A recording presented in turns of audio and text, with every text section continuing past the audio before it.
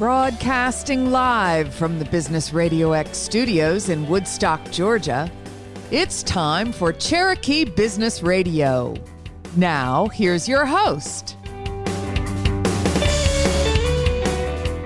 Welcome to another exciting and informative edition of Cherokee Business Radio. Stone Payton here with you this morning. And today's episode is brought to you in part by Alma Coffee, sustainably grown, veteran-owned, and direct trade, which means, of course, from seed to cup, there are no middlemen. Please go check them out at myalmacoffee.com and go visit their Roastery Cafe at 3448 Holly Springs Parkway in Canton. Ask for Harry or the brains of the outfit, Leticia, and please tell them that Stone sent you. You guys are in for a real treat this morning. Please join me in welcoming to the broadcast with Yoga with Rene, the lady herself, Miss Rene DeLuca Eder, yoga teacher, just all around good person, business entrepreneur. Welcome to the show. Thank you so much, Stone, for having me. It's so great to finally meet you in person. Well, it's a delight to get a chance to visit with you. I've been blessed in so many ways, not the least of which is I met a gentleman by the name of Dean Belmoff. Oh, wonderful, wonderful man. I'm familiar with him. Yes. Well, and Dean suggested that we connect. It's been a while. We were talking on the phone. It may have been two or three months ago. I've really been looking forward to this conversation. I am absolutely fascinated with this whole idea of yoga. I like to read about introspection and getting oneself sort of aligned with whatever is out there. And my knowledge base is virtually non-existent. And so I'm excited to learn. I'm excited to hear you share your story. Let's start, though, because this is a business for you. It Mission, is. Purpose. What, in a nutshell, are you really out there trying to do for folks? I think bring a lot of awareness around yoga and what it is and what it means. I like to think a lot about the goal or objective of yoga, if there is one, which I honestly don't think that there is, but is to raise collective vibration so that everyone comes into a space where they are vibrating at their highest possible energy, doing all kinds of wonderful things, whether it's continuing to practice yoga, becoming a yoga teacher, or maybe it's something different. Maybe you want to be the best mom that you can be, or you want to be the best dentist that you can be. I think yoga is a space that allows you to expand your consciousness and expand into the greatest potential of what you can be. So is there an accepted definition of what yoga is that maybe just differentiates it from exercise or stretching or meditation? Is there some kind of general definition that it fits within? Well, one of the beautiful things about yoga is that it's, super old. And because of that, there's a lot of different interpretations and ideas and meanings and symbology that go along with yoga. But a couple of things that stick out to me that I feel like really differentiate yoga from stretching is attention to breathing. So putting yourself in different shapes is beautiful and wonderful for a lot of different reasons. But when you really start to concentrate on your breath, which is a lot of what we do in a yoga practice, that makes it feel different, not only physically in your body, but also emotionally and spiritually. It's that connection to breath that bridges the inner world as we connect to it and the outer world as we experience it. So yoga isn't necessarily just the external or the physical practice. It's something that encompasses all the different layers and aspects of being. And, another thing that I like, that I probably is more of like my mantra when I think about teaching yoga in a more professional sense or a classic sense is going back to the ancient texts of Patanjali's Yoga Sutras, and particularly one of the sutras or one of the sentences or verses in the book is Yoga Chitta Vritti Nirodha. Yoga Chitta Vritti Nirodha, which means yoga ceases the fluctuations of the mind. So again, beyond the physical, kind of connecting to that space within, which allows your mind to calm down and you catch glimpses of inner peace and who you really are. And so That's a whole lot of information. Well, no, again, I was being quite genuine when I say I find this whole idea fascinating. I personally beautiful. Find it difficult to get my mind still. The one place where I have found that, and my listeners will not be surprised, is in the woods. You know, in a tree stand or fishing or just walking in the woods. That is where my mind is the stillest, and I feel very refreshed. And I can't help but wonder if people who regularly practice yoga don't achieve that or something well beyond what I'm feeling when I'm in the woods. I think it's a very similar experience. And yoga doesn't necessarily have to be, I have to go to a yoga studio, I have to buy certain clothing, I have to be at a certain level or practice a certain style or intensity of yoga. Yoga can be painting, it can be singing, it can be being out in the woods, it can be sitting and observing your breath, it can be being with a special person. It can be anything that kind of creates that same state that you're describing. And yoga is just, one way to get there. Another beautiful saying that was shared with me is the paths are many, but the truth is one. So whatever gets you there, gets you to that space. But what you're experiencing and being out in the woods and fishing, is that yoga? Absolutely. Absolutely. Wow, I'm delighted to hear you say that. Look, you're an advanced practitioner. You didn't even know it. Just like that. I did not know Stone. that. Way to go. But it's so true. For example, fishing or hunting, which I enjoy both immensely, I really have a fantastic time whether I harvest anything or not. Right. I went fishing the other afternoon in a place I didn't know. Didn't really know where to go or what to do when I got there, but I knew I was going to be near the water, and I it really just sort of helped me calm my mind. And actually, I think maybe it may be one of the sources of creativity and refreshment for me. So in your environment, do you find yourself teaching entire classes? Is it one-on-one? What's the mode for you? Well, I jokingly say I'm kind of a one-stop shop for yoga instruction. I've been teaching yoga since 2000, so this is my 22nd year of teaching yoga. So odds are, if there has been a yoga class or gathering of some kind, I've probably led it in one way or another. I do teach group classes all over the place. A lot here in Cherokee County, specifically at Lifetime Fitness here in Woodstock, just off of Highway 92. I'm also right around the corner from here at Jen Miller Fitness, which is right off of Mill Street, right near downtown Woodstock. Those are probably the classes that I do. So you're in that studio. My buddies over at Mesmerize Media, they're your neighbors, right? Next door. Yeah. Right next door. Yep. And I met those guys, and they are lovely. They are a hoot. Yeah. I toured their studio, and it was just beautiful. And those guys, they said great things about you. They said, "Oh yeah, you're the one to see stuff. Oh yeah, he likes to come over and have a beer every once in a while." And I'm like, all right. When I'm out of beer, but I live right here on the edge of town, and I love walking to town. I'll do a couple of calls, and I'll stop by the Woodstock Beer Market or Daily Draft or Reformation.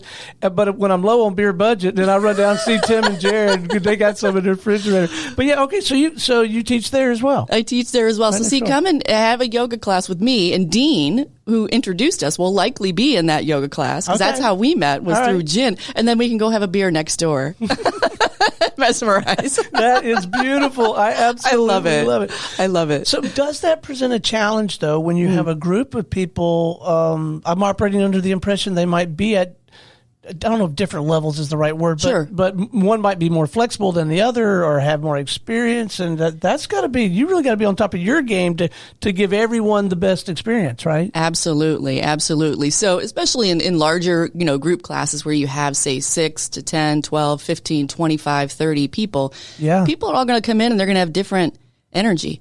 Some people, like you said, are going to be more flexible. Some people are going to be a lot stronger. Some people are dealing with illness or injury of some kind. And you need to be able to get to that place where you can lead everybody to connecting with their breath and connecting with their body. And if afterwards they feel like they found a little bit of stillness and peace, like they're out in the woods fishing or hunting, if they find that place and find a little stillness for a little while, I feel like I've done my job. Sure. Mm-hmm. So, which leads me to ask, even though I played ball when I was young and I'm kind of active, I am the absolute antithesis of physically flexible. I'd like to think that in my business life I'm flexible and try to accommodate. But no, I am just, and my wife is very flexible. Sure. So for someone like me, there's still a place in this arena. There's still a path. 100%. Okay. I'm also short and fat, which everyone in Woodstock already knows. But no, absolutely. Yoga is for everyone. It doesn't, matter if you look a certain way or you're a certain height or weight or anything like that. Anybody can practice. I hear that all the time. People come to me, Rene, I don't know if I can do yoga because I'm not flexible. Yeah. And if you were flexible already, you probably wouldn't be coming to yoga class, right? Or if I had $1 for every time somebody came to me and said, oh, I would do yoga if I was more flexible. That's the reason why you come to a yoga practice to begin with. And so I'll often say, if you can breathe, you can practice yoga. And as a matter of fact, I work with people over the years that have been in different states of coming back from injury, and they might not have a whole lot of mobility. I've worked with people that are literally bedridden or who are in chairs and cannot stand up. Can those people practice yoga? They have beautiful, absolutely beautiful practices. And are there people that I work with that can tie themselves up in knots and do the splits and do handstands? Absolutely. There's those people too. And that's one of the things that's beautiful about yoga is it really truly reaches everyone. And not everyone, necessarily wants to come to a group class and have that experience. Right. Some people want to work one-on-one or with small groups or just with their spouse or just with their family members or just with a special person. And I absolutely provide those experiences as well. So what's the backstory? How did you get involved with this? You said, when was it? You said you started doing this? So I started teaching yoga in 2000. I actually discovered yoga the year before, so 1999, all the way last century. Wow. Now we both feel really old. She's been teaching yoga in 2 different centuries, guys. I know. It makes me sound like I can live forever. Like some yogis can live forever. Maybe I'll be one of those that spans into a 3rd century, God willing. I don't know. But, so I, and a lot of people find this kind of interesting. I used to be in law enforcement. I was a police officer. Really? For many, many years, 10 years, to be exact. And so obviously law enforcement, even back then, I left in 2004, but even back then, it's a stressful job for a lot of different reasons that we can all kind of relate to, I think, universally. And so my husband actually suggested that I try a yoga class to reduce stress. And I was like, what? Yoga? Like what? What? Like I didn't even know really what it was.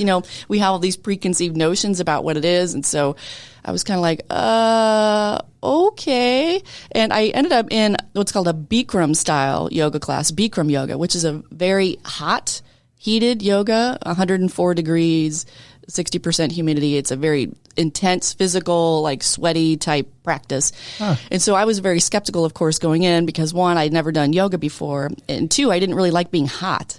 And so I was like, but I was a newlywed and I was like, okay, honey, whatever you want to do. Sure, I'll try it.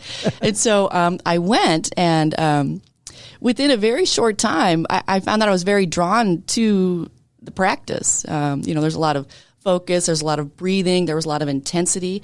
And I found that when I practiced yoga, that all the other thoughts in my mind went away, that I became very peaceful and very still in my mind, which helped me really recharge. And then I felt like I was better able to deal with all the stressors of, just life in general, not only being a police officer, but all those vicissitudes of life just in general that come your way.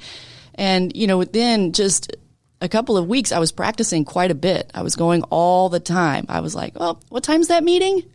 I got to go. I have a yoga class I got to go to. So all of a sudden I'm skipping meetings to go to yoga. But, other officers would come to me and say, hey, you smile more, like you seem happier, like you look different, like what's going on? And at first I'd be like, I don't know, because I was kind of embarrassed. I mean, I'll be honest, I wasn't sure about how that was going to be received by others, particularly police officers. Yeah. And then eventually I kind of became comfortable with it and was just like, hey, I'm practicing yoga. And some people will be like, what? Like, did you join a cult? Because that's what some people thought it was, right. It didn't have quite the mainstream awareness that we have now. And some people were like, hey, can I join? Can I try it with you? And, it was just a wonderful way to connect to myself. And in time, people would start to ask me to help them with flexibility or their back. People were having back issues or, at the time, officers had PT tests where we had to, run a certain amount of time, run a 1.5 miles in a certain amount of time. We had to do a certain amount of sit-ups, a certain amount of push-ups. And there's also a flexibility test, a sit and reach, where you had to sit on the floor, legs straight, and reach forward and push your hands on this box, and they would measure your flexibility. And it was a test in order for you to get certified to become a police officer at the time. Oh, wow. And so some people were struggling with that, and they found out that I practiced yoga, and all of a sudden people were asking me for advice.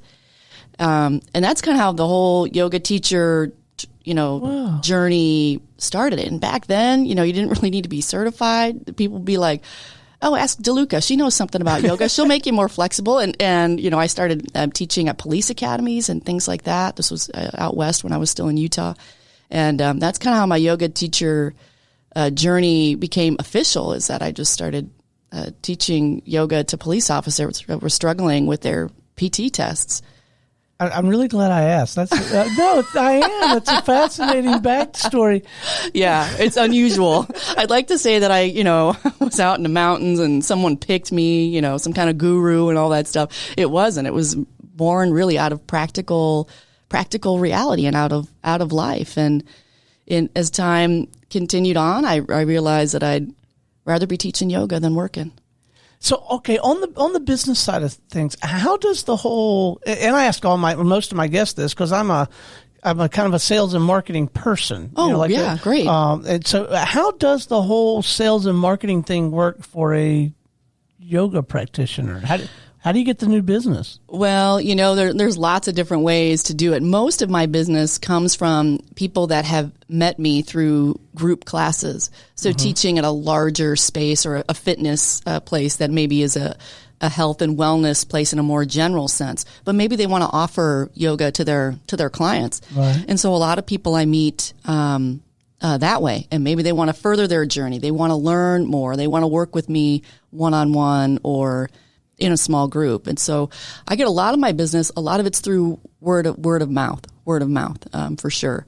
I have kind of started since, the past year and a half and 2 years has made a lot of changes in business environments, and my business is no different. I would never have thought, and I don't speak in absolutes much, but I never would have thought to teach yoga virtually. To me, it's always an in-person experience.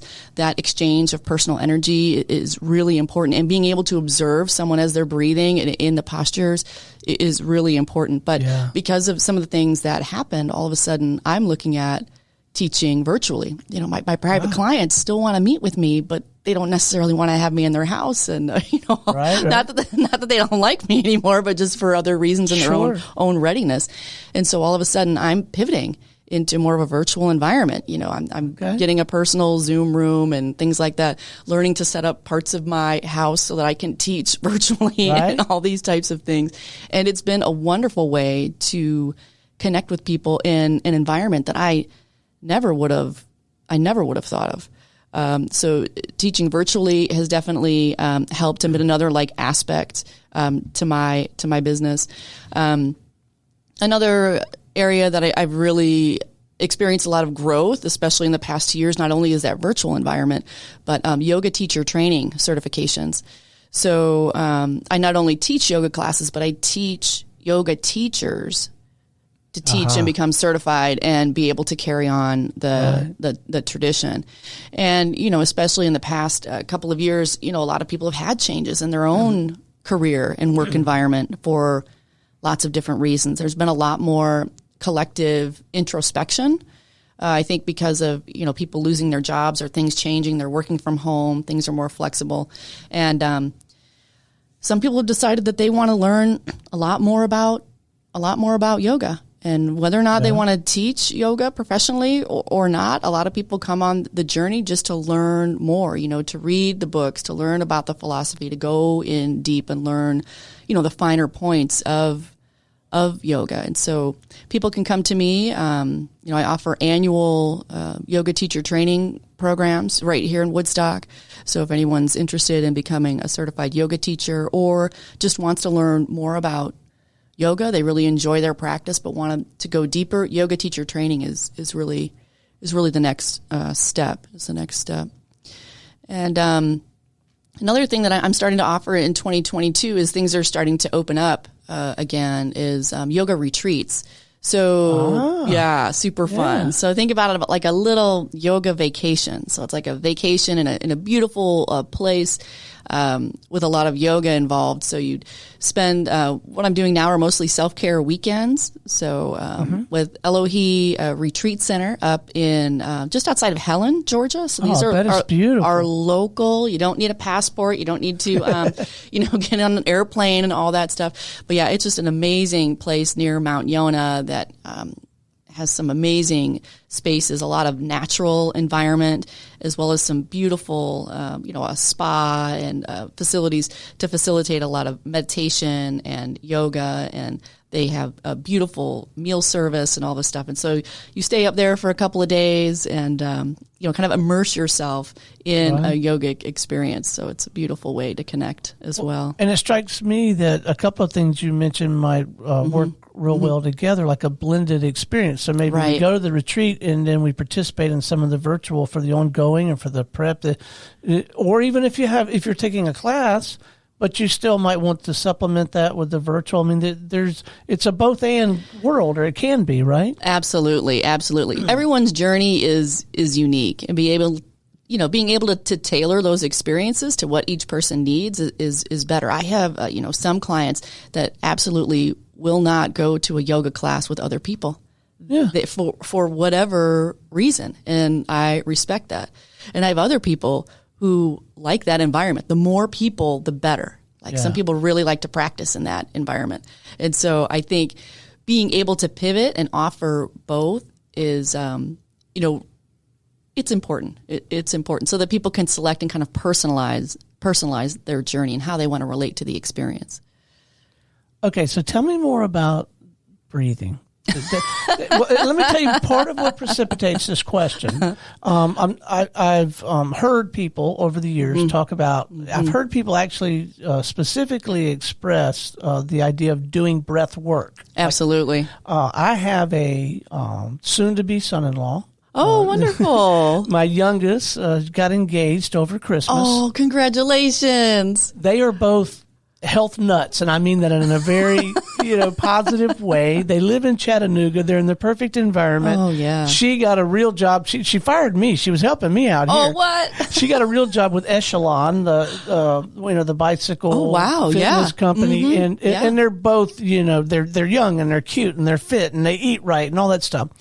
And Matt, my soon-to-be son-in-law, he is beginning to do some breath work for a wellness outfit up there. Wonderful. And of course, we teased him about it. But look, okay, you work mostly on in or out. We teased him over the holidays. But obviously, this is a thing. It's definitely a thing. Say more about breath work and breathing, if you would. It's definitely, definitely a thing. And I mentioned earlier, it kind of bridges the internal and the external worlds. But by listening to your breath or becoming aware of your breath, it's a metaphor for the way that you are experiencing the moment. It's a way that you live your life is the quality of your breathing. So if you simply, lower your eyes, sit still and observe your inhales and exhales as they naturally occur, and you maybe think about some of the words or maybe the textures or the things that you're experiencing, like what adjectives would you use to describe your breathing pattern,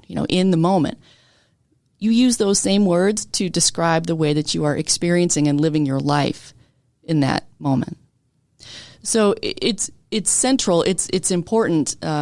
not only to a yoga practice, but obviously if we don't breathe, we're not going to be around for real long. Right. I think they say like 3 minutes, about 3 minutes. Most people will kind of transition to their next life without oxygen. But it's a way to turn your attention inside, a way to turn your attention inside. And when you start to connect to your breath and you start to connect to your body, which is what yoga encourages us, at least the physical practice of yoga encourages us to do, we move into a place of truth. So your mind often lies, right? We have all these thoughts. Some of them come true. Some of them are real. Some of them are not. And actually, I would argue personally that most of the things that the mind conjures up are not real. They're just things that we conjure up in our mind. They're kind of stories that our mind tells us over and over and over again. But when you start to connect with your breath is the truth. I am inhaling. I am exhaling. My breath is fast. It is shallow. It's deep. It's rhythmic. It's erratic. That's the reality of what you're observing in the moment. Mm-hmm. And it's a space of truth. And it's the same thing with your body. Again, your mind is often going to tell you stories about, this could happen or that could happen, or this is what a person is thinking of you, or that's what a person is thinking of you. All these external realities, again, which may or may not be true. But when you start to connect your breath with your body and experience what it's feeling, you release all that clutter, all that chatter from your mind, and move into a place that is pure experience and pure reality, exactly as it is, without interference, without chatter from the mind, without all these mental constructs, which may or may not be based in reality. So by focusing on your breath and focusing on your body, you move beyond a space of delusion or illusion, and we call that Maya in the yoga world. So, going through our daily routine, we might be doing this and doing that and thinking this and thinking that. Is it our true reality? Maybe not. But if we sit and notice our breath for a little bit of time, and we get into our body for a little bit of time, we can release things, whether or not they are true or not true, and move into a space of true experience. Yeah. And so there's, for the novice, or maybe for the expert, probably for everybody, is part of this having someone like guiding you through a series and like manipulating the breath a little bit just to get control of it, and then or do you sort of maybe go through an exercise? I'm going to do this kind of breathing for a little while. And is it structured sometimes? It can be sometimes. Okay. I mean, observing just your natural breath. Just paying attention. Paying attention to your breath is the highest yoga practice that there is. It's the most advanced yoga practice that there is sitting and observing your breath exactly as it is. But, a lot of times what we think of in yoga, particularly in the West, and by that I mean the United States, is we think about being able to do certain things with our body, which is a beautiful part of the practice, putting your body in different shapes and doing all those things, and that's lovely. And but another thing is we can use the breath itself in different ways, different breathing techniques, in order to bring about certain energetic effects. So if we breathe in a certain way, we can boost our energy. If we breathe in a certain way, we can calm ourselves down. If we breathe in a certain way, we can become more balanced and focused. And so that can be helpful to have a teacher kind of guide you through those practices, again, to personalize the experience. But is it something that someone could learn a few tricks on their own by reading a book or going to a few classes or taking a few sessions and then maybe do on their own? Absolutely. Some people prefer always having that guidance. Some people are a bit more independent and are okay kind of working on their own. So, breath work is an entire field upon in and of itself. Mm-hmm. So, as a matter of fact, there's 8 limbs in the practice of yoga. There's 8 limbs, and one of the limbs is called pranayama, which is breathing techniques. So one of those 8 areas or fields of study or experience, one entire branch is devoted just to breath work. And it's central to the practice. And then, of course, another limb is asana, which are the physical postures. So those are the 2 that most people think of when they think of yoga. Sure. They think of the postures moving into different shapes, and they think about, breathing, or there might not. But there's still, 6 others Wow. that are out there. And so that's always been very interesting to me and a great thing to bring awareness to, because a lot of people don't think about it in those terms. Well, what I'm beginning to love about this is there's a place here for the beginner, and it looks like you could never actually run out of getting better and getting more benefit. right. There's always another absolutely level of There's always another level of experience, and there's lots of things out there for people to try and experiment. I once read somewhere, or someone told me, and the source fails me right now, but there's 8.8 million yoga postures that have been documented in some way. And can I do them all? No. Can anybody do them all? Probably not. It will take most of us lifetimes to even catch a glimpse of what all that might be about. But again, it's not only about the physical experience or being able to do certain things with your body. It's really more about stilling and quieting the mind more than anything. And there's many different ways to do that. Again, going back to your experience, being out in the woods, I mean, that's a form. Well, now I'm going to pay a lot more attention to my breathing. I try to be quiet when I'm hunting. Sure. So now I'm going to pay a lot more attention to my breathing. I will absolutely. Yeah. Look at that. How your yoga is going to inform your hunting experience. You think it's not connected, but it's all connected. Yeah. Everything. It's all connected. It's all connected. So before we go though, let's offer a little bit of counsel. I don't know if it's to the novice or intermediary or all the way through, but I guess my mind goes to the novice because I represent that pack. Somebody listens to this here live today or maybe on demand, right? And maybe they hear it 3 months from now. What are some things that maybe they can begin doing just to begin to get their arms around some of the benefits of this? Of this kind of, are there just a few things we could leave them with, just something to start doing or not doing? Absolutely. Maybe right. Not doing. I always like to teach to inclusion, not telling people what not to do. I like to tell people what they should do. And I would just say, start to explore what's out there. And maybe it is finding a teacher or going to a yoga class, or, a friend who has a friend that really likes yoga, maybe learning from them a little bit about their experience or about the teachers that they have worked with. Another thing too, and you kind of said you've done some reading yourself. I started as a self, study yogi. I just found a few books about yoga and started reading about yoga, and absolutely fell in love with the practice and the philosophy and all different parts of it just by finding some great books. And also, especially, and we touched upon it in our interview, is in the past couple of years, there's a lot more high quality virtual instruction that is out there that you can find, for free, or there are subscription services. There's lots of different ways to connect with yoga, very, very easily from the comfort of your own home or going out and experiencing it out in your environment. And so it doesn't really matter how you get there, but just getting out there and starting to practice is, a beautiful experience. And everyone's journey is entirely different. And so allowing it to unfold and doing those things that make you feel comfortable. Yeah. All right, so let's make sure that we leave our listeners with a way to connect with you. Oh, wonderful. In whatever fashion is appropriate, whether it's email, website, maybe you have some video stuff, but whatever would give them a chance to have a conversation with you or someone in your world. Absolutely. Yeah, I would love to connect with anyone who wants to learn more about the practice. And the best way to reach me is through my website. It's yogawithrene.com. So Rene is with one E, Yoga with Rene, one E, yogawithrene.com. And there's lots of links to different things. Actually, just last week, I did some video stuff. So some video practices will be on there that will be available. The retreat information will be on there. Teacher training information will be on there. And just this past Thanksgiving, I published my first book about yoga.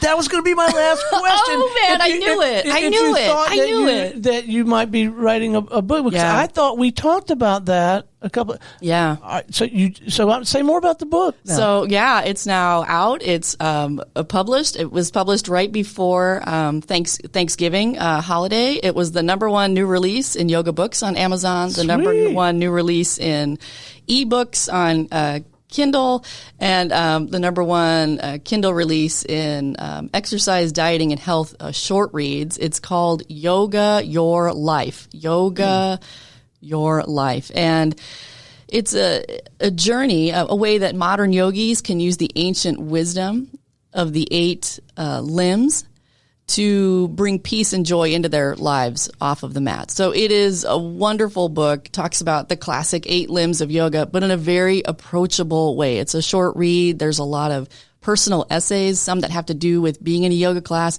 many which have to do about just living life, being a mom, being a pet owner, all different kinds of things that I've done, and tying it into a yogic experience. And there's a link there to the Amazon page that will get you to the book, but it is available on Amazon, Amazon.com. Well, you sold one copy anyway. Oh, no, I'm a you Kindle so guy. sweet. You are? Oh, good. Well, it's out there in Kindle too. You can carry so many books around with you, right? Right. Right. No, that's so. But I can get it on Kindle. Absolutely. Oh, fantastic! You got that. All right, so let's leave them with those points of contact again. Then website, all that YogaWithRene.com. Easiest way to do it. Sign up for my newsletter. There's links to the information there, the different things that I do.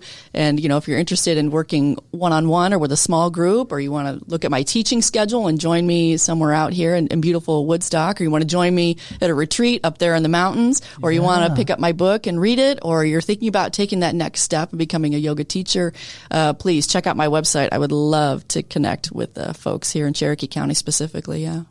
Well, Rene DeLuca Eder, yoga instructor, author, speaker, facilitator. This has been so much fun. It has been. I love talking about yoga. How much time do you have? I love listening to you talk about yoga. It's been an absolute delight having you in the studio. It's been my pleasure. Thank you. Absolutely. All right, until next time, this is Stone Payton for our guest today, Rene DeLuca Eder, yoga instructor at, is it Yoga with Rene? What did I write down? YogaWithRene.com works just fine. Yeah, fantastic. And that website one more time again? YogaWithRene.com. YogaWithRene.com. And everyone here at the Business Radio X family saying we'll see you next time on Cherokee Business Radio.